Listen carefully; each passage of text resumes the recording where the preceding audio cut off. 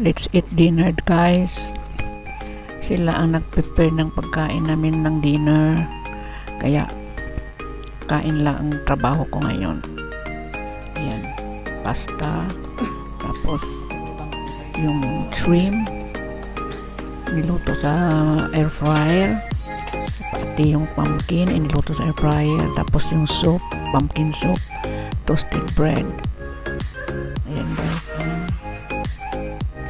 Shrimp. Malinis na yan, guys. Inalis na yung intestine at saka yung cholesterol na sa ulo.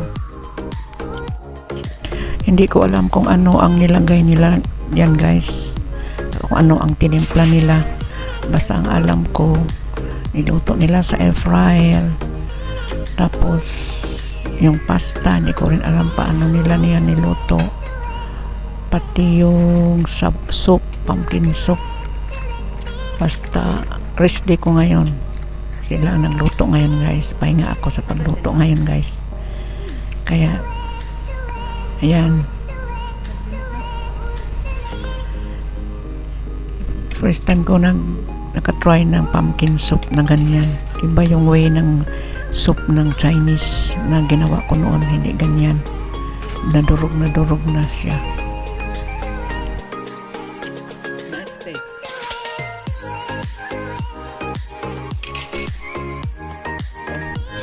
Pwede sa usayan ito. Pumpkin. Sarap.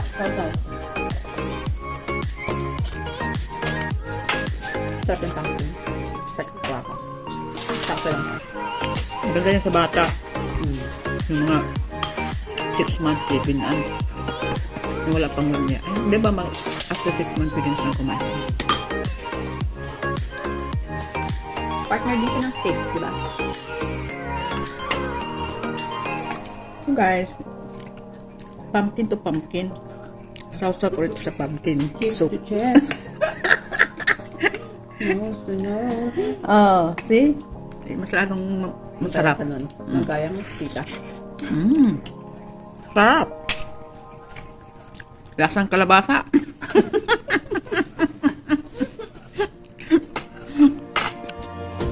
Pinapanood ko nga, 50 lang, 50k lang, ano niya eh. Punan niya.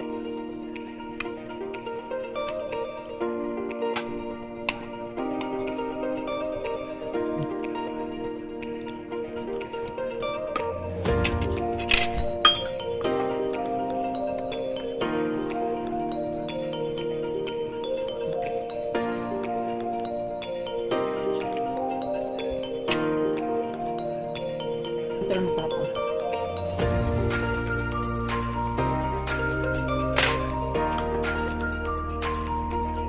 So guys, hanggang 3 lang ako.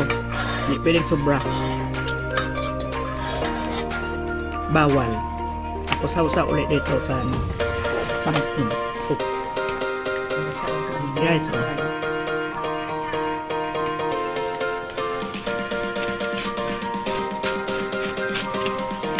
Nagkahiyaan pa sa isang hipon. Ilahan mo na.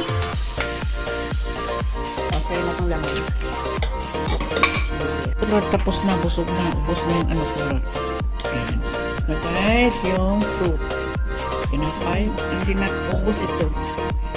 Mabigat ito.